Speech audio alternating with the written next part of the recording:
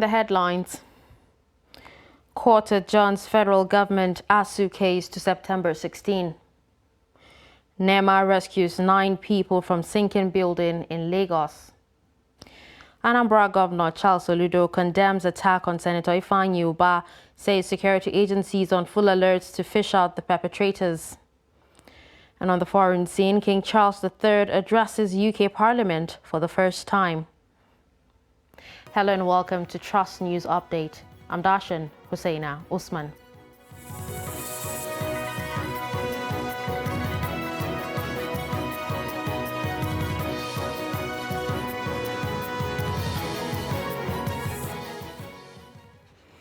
And now the news in detail.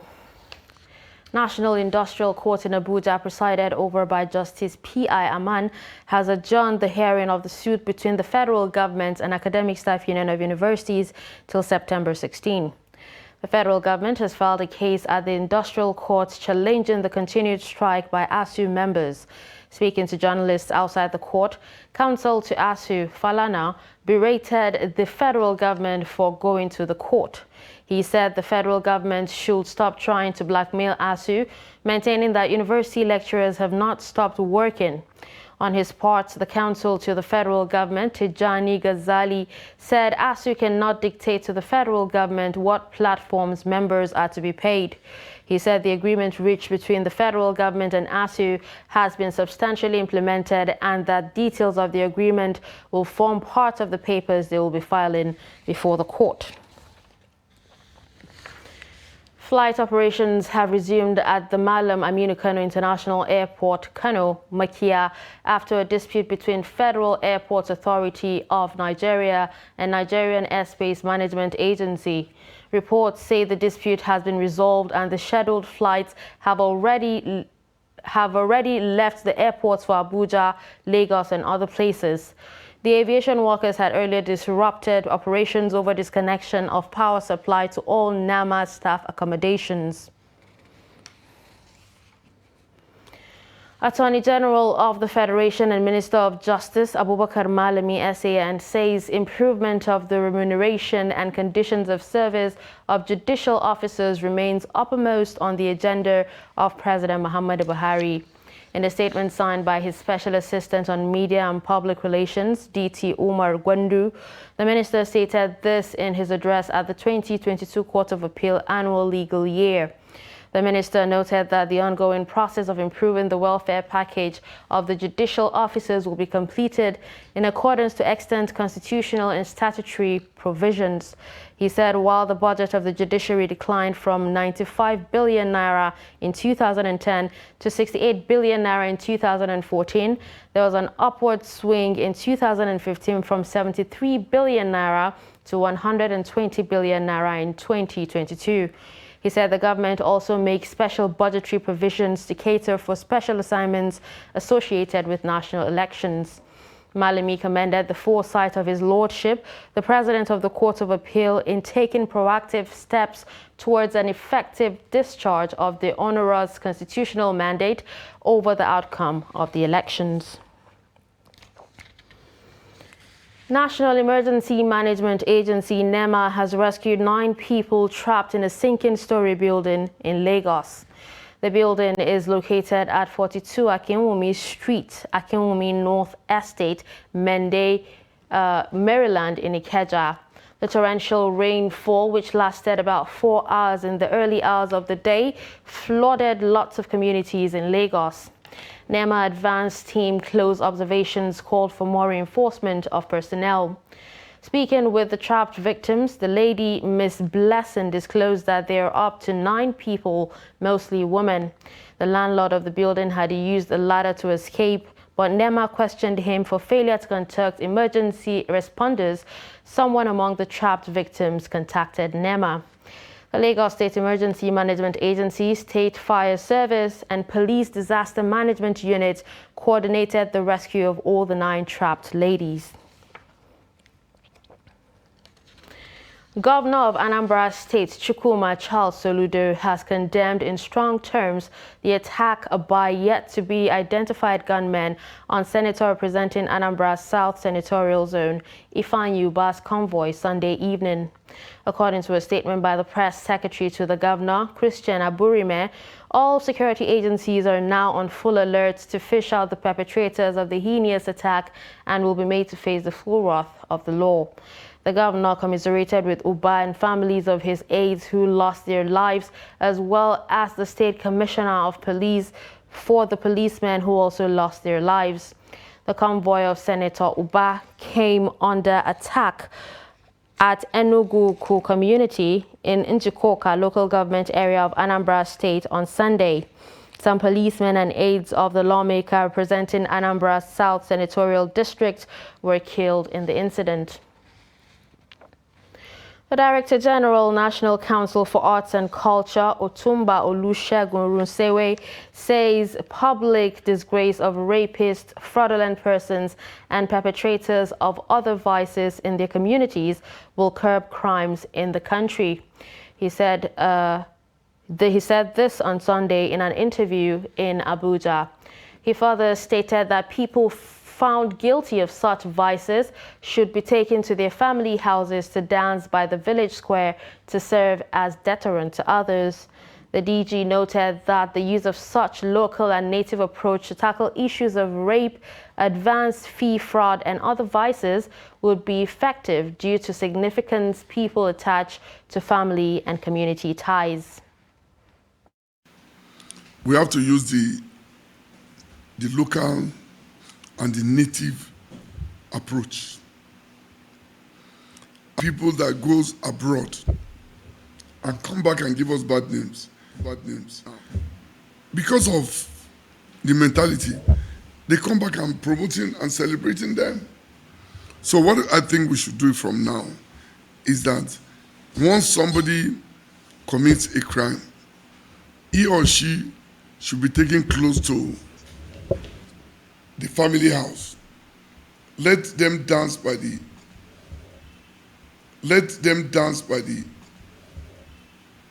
village square. 6 major roads have been cut off as ravaging flood killed 3 people, destroyed 1,400 houses, and rendered many people homeless in Zaki local government area of Bauchi State. The flood, which was triggered by torrential rains, also washed away 6 portions of the road linking Zaki and Gamawa local government area of the state. Some victims narrate their experience. The government should come to the aid of these people.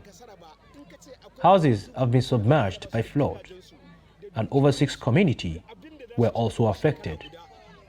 I remember vividly that we helped some Fulani people whose animals were also affected by the flood.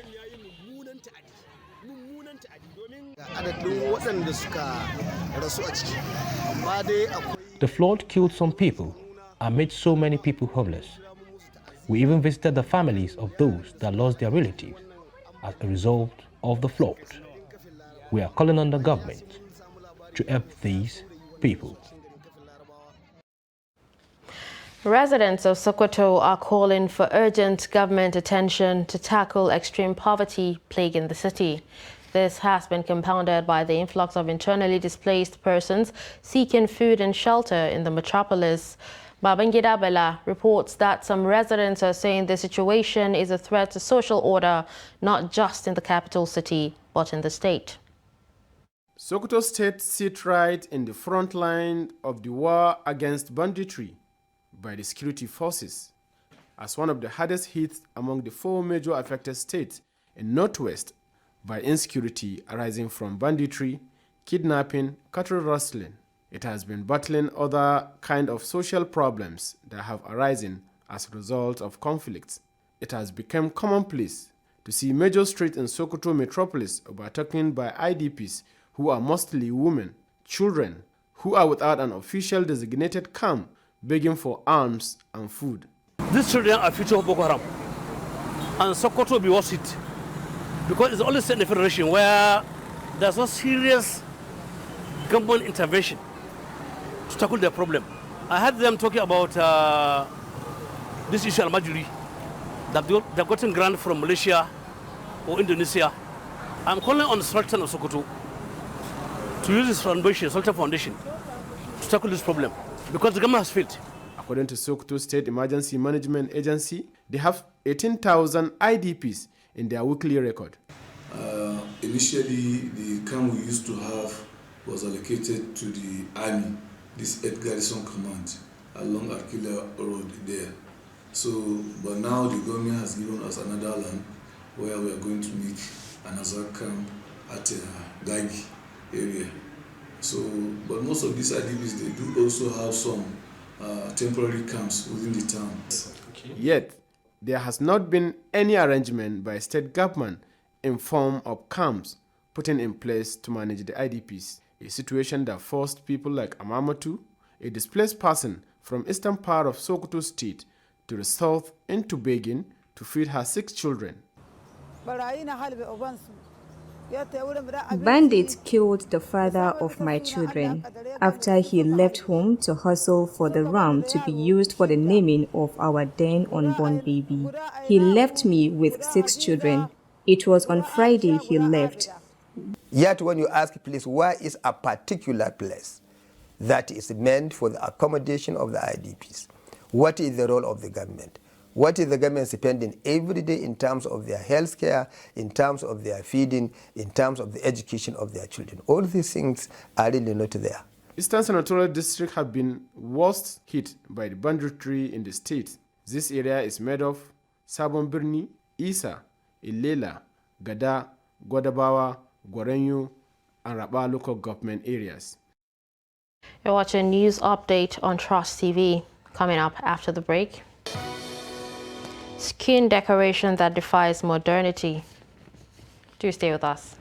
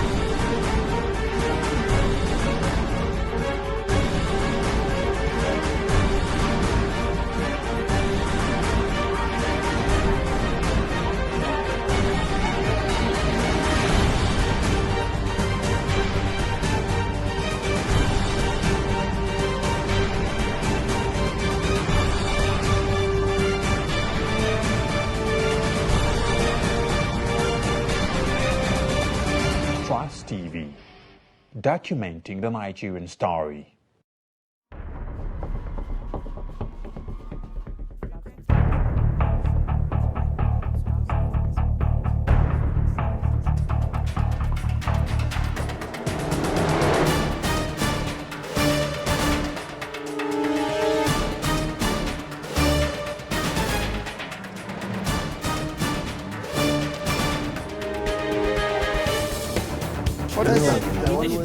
That's great. That's good to see you.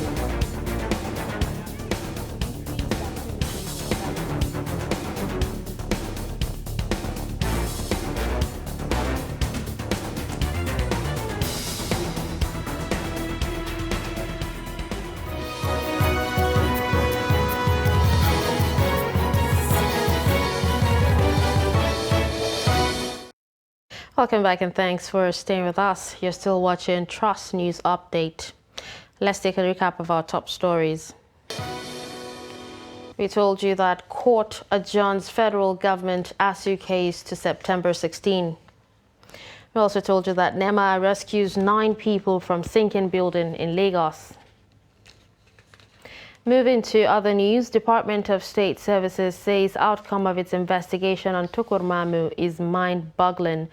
They also warned those making comments it described as unguarded to stop forthwith and await court proceedings. Kaduna-based Islamic cleric Dr. Ahmed Gumi had accused the DSS of persecuting of his media consultant Tukur Mamu. In a statement issued on Sunday, the spokesman of the service, Peter Afunanya, said the DSS should be left alone to carry out its duty. Afunanya, however, said the DSS will not make further comments on Mamu's arrest since the court will determine its course. Afunanya further stated that the service will not be distracted with some of the skewed narratives in the media space, appealing that it be allowed to concentrate on investigation, the outcome of which, he said, remains mind-boggling.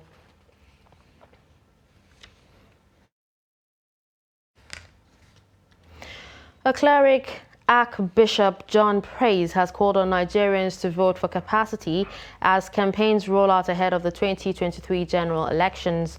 He made the call while addressing journalists in his office at the nation's capital. He urged Nigerians to vote for people with good track records and also admonish all to get PVCs to enable them vote candidates of their choice.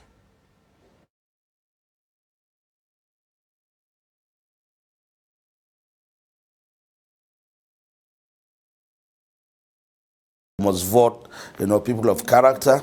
We must vote people of competence. We must vote for capacity. And we must vote for people that have policies that can lift this country up, from the down train that we have been in and planting our feet on solid rock to stay. So I think we need to go in that direction.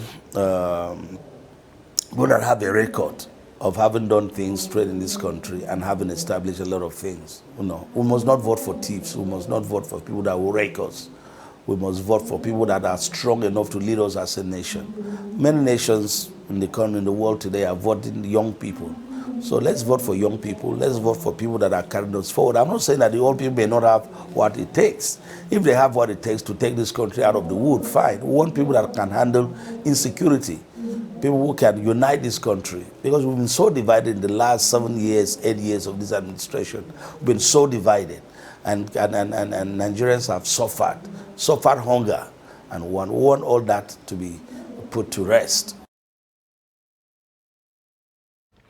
The Director General, National Council for Arts and Culture, Otumba Segun Runsewe, has expressed concern over preference for foreign languages over Nigerian languages. The NCAC boss, in an interview on Sunday in Abuja, said the growing trend was disturbing. He said the problem was more pronounced with the use of English language as the country's official language. He called for adequate enlightenment to enable parents, schools, and relevant agencies know the danger that poor usage of Nigerian languages pose to sustaining its culture. He said while there was nothing wrong with learning about other people's culture, the rate at which some Nigerians imbibe negative foreign values called for concern. If you go for an occasion and you speak English and you use past tense for present tense, everybody will laugh at you. But do you know if you make that mistake in Igbo, Yoruba, or Hausa, nobody even knows you have done anything because it flows, it's natural. But we are always struggling to speak Queen English. Every parent wants their children to speak phonetics. When you go to schools, you say a child made credit in English. Oh God, that child will be celebrated. Or you say a child made credit in Igbo or Yoruba and Hausa. I can tell you today, apart from some media houses, that child cannot make any big stuff. But I do hope in no long distance, we need to resolve and come up with a better language strategy of reaching out more to our people. Henna, otherwise called Leli in Hausa, has been a long tradition in Nigeria that defies modernity, especially in northern parts of the country. This age-long tradition, instead of disappearing, only experienced a paradigm shift from the old method of application to an even modern way. Bello Musa reports. Henna design is an old cultural way women, especially in the north, use to decorate their skin. Some women in Kaduna say application of henna not only makes fashion statement, it is must for big wedding event. Henna is a kind of dye prepared from henna tree application of which is also called kunshi in Hausa.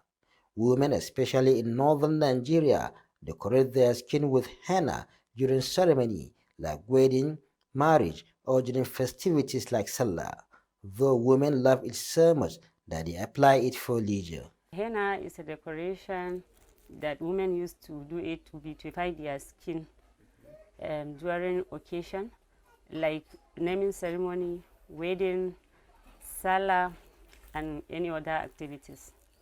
Some of them are doing it for their husband and some of them for their boyfriends.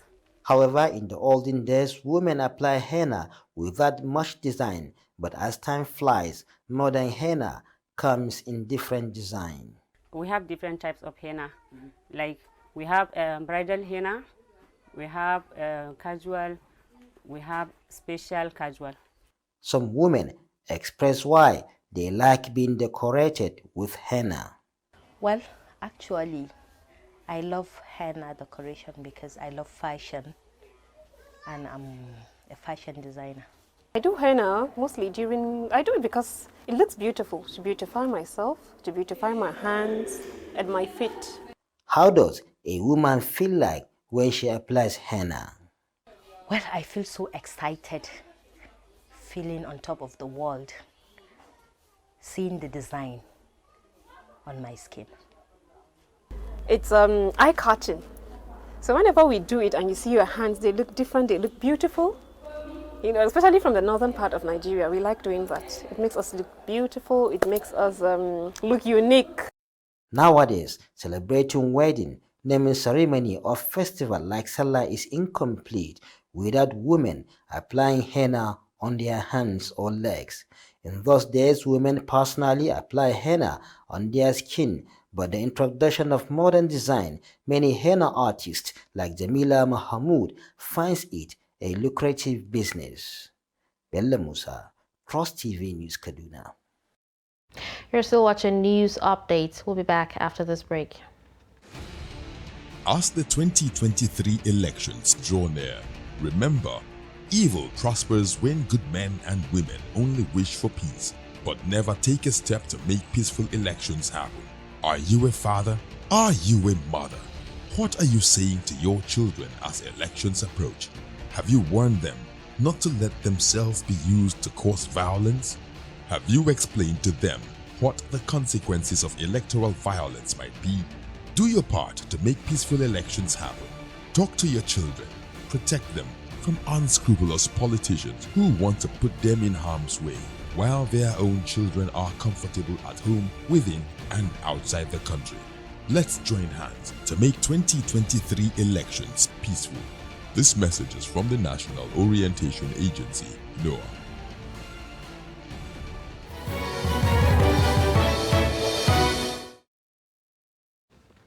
Welcome back. Let's move on to more stories. The federal government will soon launch a national database portal on the real owners of companies in the petroleum industry, as well as other sectors, towards promoting transparency and to curb illegal financing. The Executive Secretary of the Nigerian Extractive Industries Transparency Initiative, Orji Ogbonnaya, stated this in an interview with Daily Trust at the weekend. He said the beneficial ownership teaches the citizens how to use data generated from the portal to ask informed questions or promote public debate and decide how to improve, track transparency and accountability.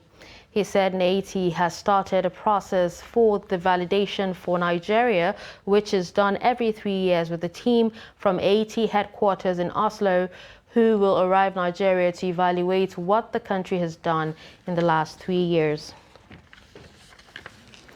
Away from Nigeria, King Charles III has made his first visit to Parliament as monarch, with MPs and peers offering their condolences to him and the Queen Consort. In his reply to the lawmakers, the King said connections to his darling late mother were all around Parliament, which he described as the living and breathing instrument of the nation's democracy. As he spoke, a sea of thoughtful, contemplative faces listened with rapt attention. Afterwards, the king managed a few smiles as he acknowledged various familiar faces in the congregation.